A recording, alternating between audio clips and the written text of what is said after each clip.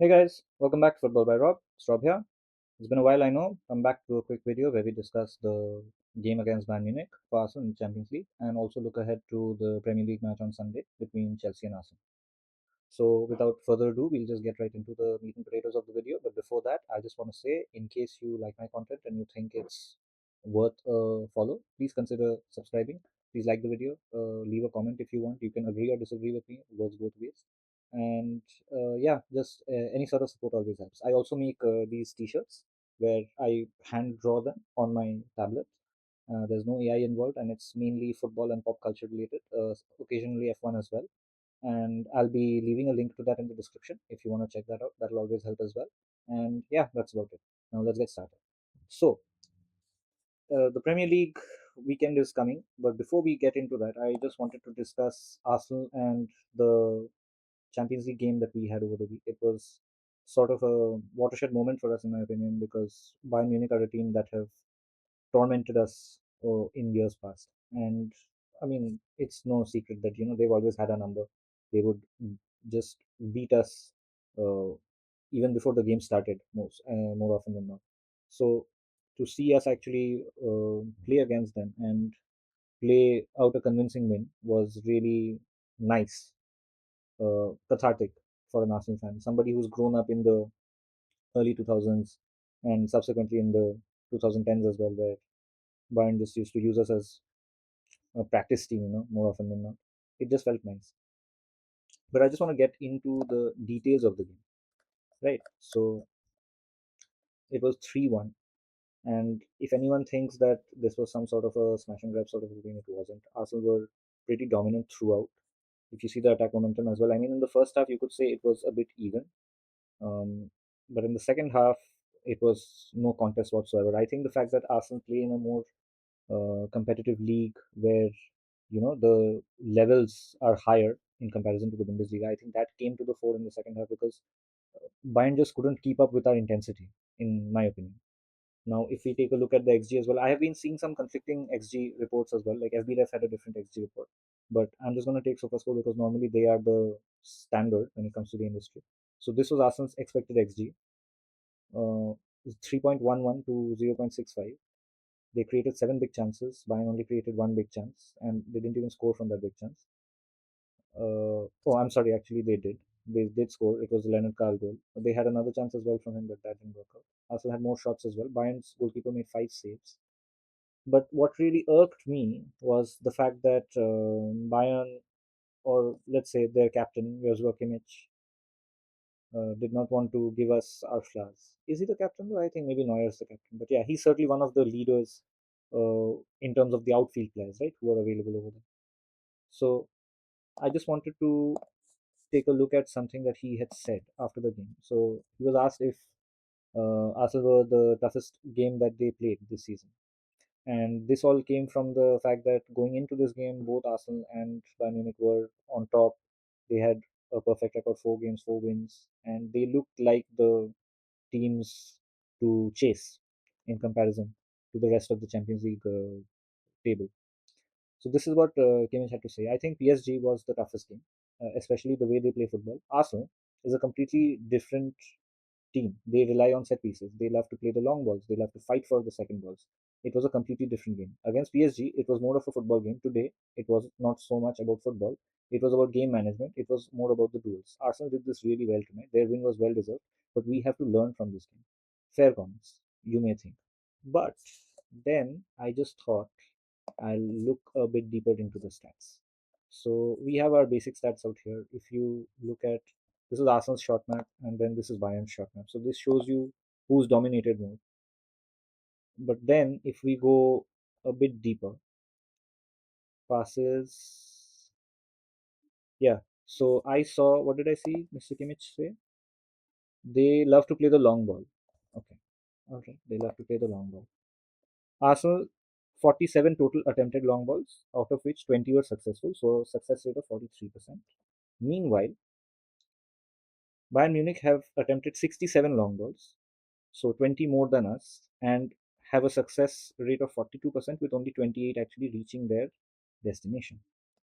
So, do my eyes deceive me, or is Joshua Kimmich just unhappy about the taste of his grapes? Because right now it feels like he's been fed some sour grapes and he's not happy with them. He's not happy with the fact that a team did not want to play the way that they want them to play and basically stifled their ability to play. This was their XG 0.65. If we go into the lineup right here, Harry Kane had zero shots all game. This was his map. Oh, where did it go? Sometimes it just bugs out, you know. I'm sorry about that. Yeah, but so you can just see this. This is his heat map for the whole game. He's had zero shots on target. He didn't have anything to do. He was basically a passenger. If I go a bit deeper and I show you their average position for the game, this is Arsenal's average position for the game, attacking this way. This is Bayern. Look at where Harry Kane is. Is he almost as deep as Saliba and Mosquera are for our team? Is that also our fault, Mr. Kimmich? I'd love to see if he has anything to say about this. I know he won't respond to this video. I'm nobody, but yeah, it's sad when these players don't want to just acknowledge the fact that they were second best on the day.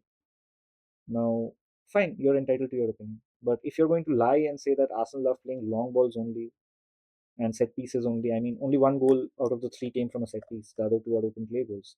And now, if all that wasn't enough to drive the nail home, I just want to show you this. So I'm not going to play the whole video out because copyright rules, obviously, they love to copyright strike these videos.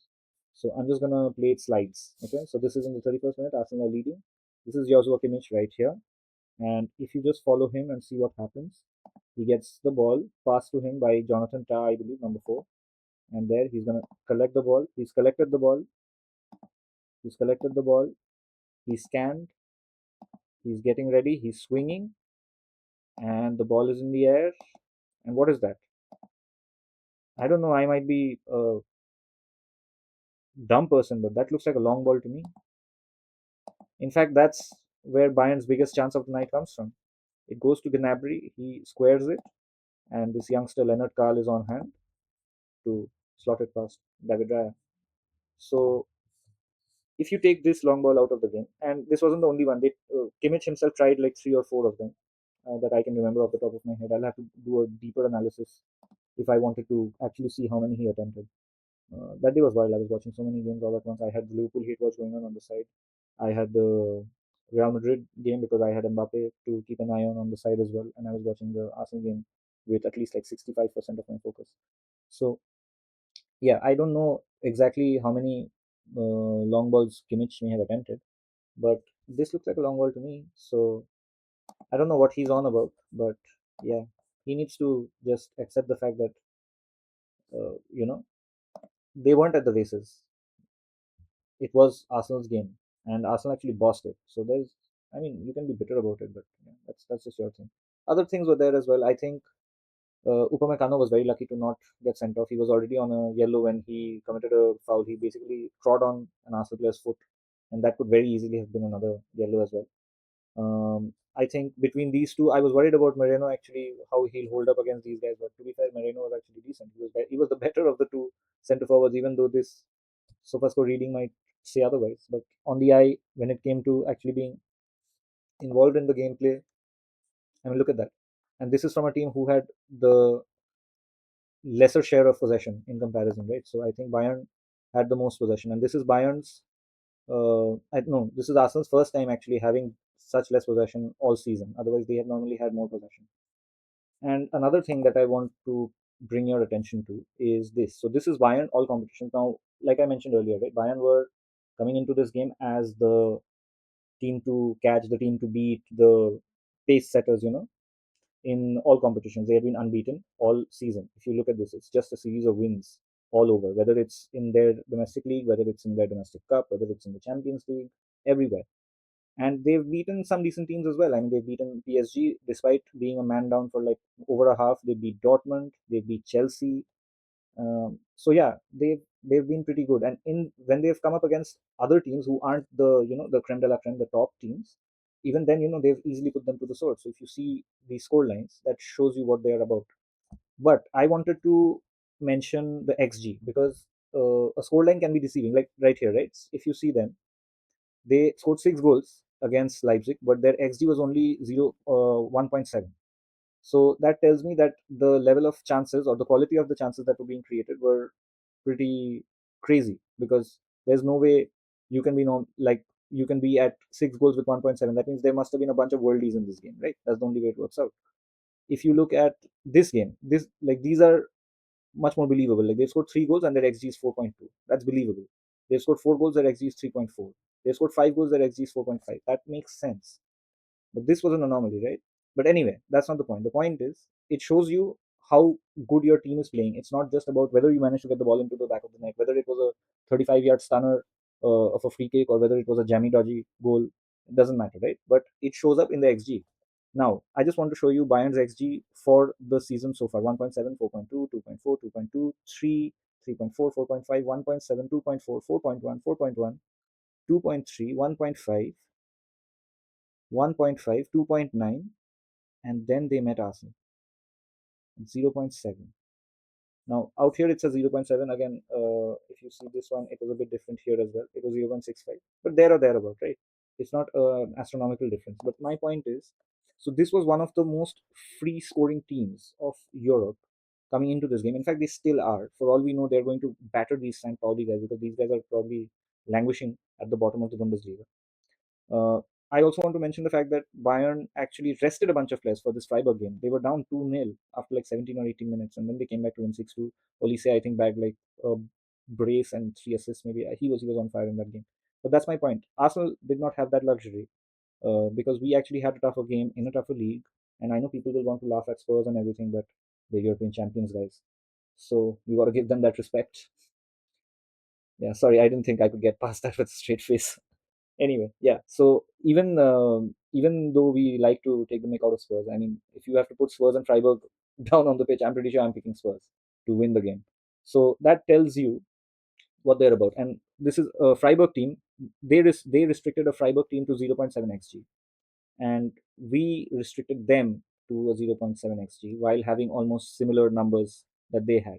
So that should tell somebody like Joshua Kimmich that it wasn't just a set piece or long ball thing. You were out fought, out thought. You just didn't have the minerals on the day. Now, again, maybe this could be different if this was played at your game, at your venue, right, at the Allianz Arena. And true, I get that, and that's an intimidating stadium. Your fans are really vociferous and wild as well. Arsenal have a lot of bad juju from the past as well, so maybe those sort of thoughts can creep in while you're playing, while you're thinking about the game. It's possible. But the new Champions League format doesn't allow us to have these home and away showdowns to see who's better over a stretch of 2 games. It's one and done now. So you have to come up and show up the same way, you beat PSG despite being a man down away from home. That should be the mentality that you have. And it just felt a bit disappointing, because personally I really like Joshua Kimmich. I know of a couple of times when Arsenal were linked to him as well, and I was excited about those links. Shame it's never happened, but then I'm pretty happy with our team right now. But that being said, yeah, I really rate Joshua Kimmich as a footballer. It's a bit disappointing to see him, you know, resort to these sort of comments, backhanded compliments, after being convincingly beaten in a game. But yeah, that's about it. Enough on the Bayern part now. Now this is all done. I'll just close this off. The main focus now for Arsenal, it's been a very challenging week, and I had mentioned this in an earlier video as well. The 3 games that we've had coming into this, I'm sorry, the 2 games that we've had coming into this, it's been a massive week. So we had Spurs on Sunday and then Bayern, and now we are traveling away to the bridge. Now Chelsea are also looking pretty good. They're currently second in the league. If I just go back to the Premier League table, yeah, they're 6 points behind Arsenal, so a win could see them, make it a 3 point gap. And not only will it be beneficial for them, it will be massively beneficial for somebody like Man City also, who are playing Leeds. So until and unless something really outlandish happens, Man City should be picking up a win against Leeds. So I think they will have all eyes on Chelsea getting something, at least a draw, if not a win, against Arsenal. But that being said, Chelsea haven't beaten Arsenal at Stamford Bridge, I think, since 2018. So it's just been wins and draws. So what do we think this game will have? Now, again, I'm gonna wait to see what sort of injury list we have coming into this game, because in the last game, Leandro Trossard also got injured. And while we did have Martinelli come back, we've had Madueke come back. I've seen reports of Gabriel Jesus also back in proper training, so he could be back as well. He's probably a bit early in terms of the return schedule as well, so that's a good boost. I'm not entirely sure about Victor Gyökeres or what's happening over there, but it'll be interesting to see what sort of team we can play. As for the backline, I think this predicted backline that Superscore are mentioning is perfect. While Mosquera was good in the Champions League game, I think he might need a rest. He might need some time out. So Hincapie will be perfect for that because he didn't play in the Champions League game. He didn't even come on as a sub, so he should be fully fit for that. I was really amazed with him actually playing the North London derby, given the fact that he had travelled to the United States with Ecuador for their games in the international week prior to that. So that was really great. I think Calafiori should be starting. Miles Lewis Kelly was the only um, blip, yeah, I'll say, in an otherwise pretty flawless performance by Arsenal in the Bayern Munich game. And I think Miles Lewis Kelly could do with sitting out, especially because I won't be surprised if they actually play this young man, Estevao, in the right wing position. And now he's been one of the names of the season. Every team's fans have been buzzing about him. And even though he plays for Chelsea, I mean, I'll give props to him. He looks like a really, really exciting talent. Now, I have seen some people already start comparing him to Saka and stuff like that. So I'm not sure if you want to do that. That's on you. All I'll say is Saka's been there, done that, proven it, and he's consistent over a number of years. I've seen these sort of comparisons come and go a lot of times. So I'm going to hold my hold my horse till a bit more information is available on the market. I think Estevao was a great talent. I think given the fact that he's been in such good form, he will start. And if he starts, we need somebody like Alafiori because I'm not really that convinced by Miles Lewis Kelly's one-on-one defending. Now, that being said, I've seen Calafiori get turned in and out as well. But between the two of them, I'll take Calafiori. Or maybe if we can sort of figure out a position where maybe Hincapie plays left back and we play Ben White or Mosquera or somebody in centre back. But again, that is contingent on what sort of fitness everybody else has. The midfield, I think, yeah, this should be the midfield as well. It's fine. And if we have a proper striker coming back, I think we could look into that. Otherwise, I really appreciate what Mikel Merino has been doing. He's been dropping in into this midfield pocket for Arsenal and actually allowing Eze to run forward, and that's been confusing a lot of defenders in the last two games. So it'll be interesting to see if that combination is what Mikel goes with because Martin Odegaard is back fit as well. But I'm not sure if he's going to be given the green light ahead of Eze, who is in great form as well. I think he had a couple of assists, or no, I think he had one assist in the previous game. But he had the ball that he played out for Calafiori, that was him as well. And yeah, I mean, Eze could have scored another really good goal as well if it had not been for a dragged pass or a shot. I'm not even sure what that was. Maybe he was trying to find Saka. Maybe he wasn't. But yeah, the bottom line is that Eze is in really good form. So I expect him to actually retain that starting spot.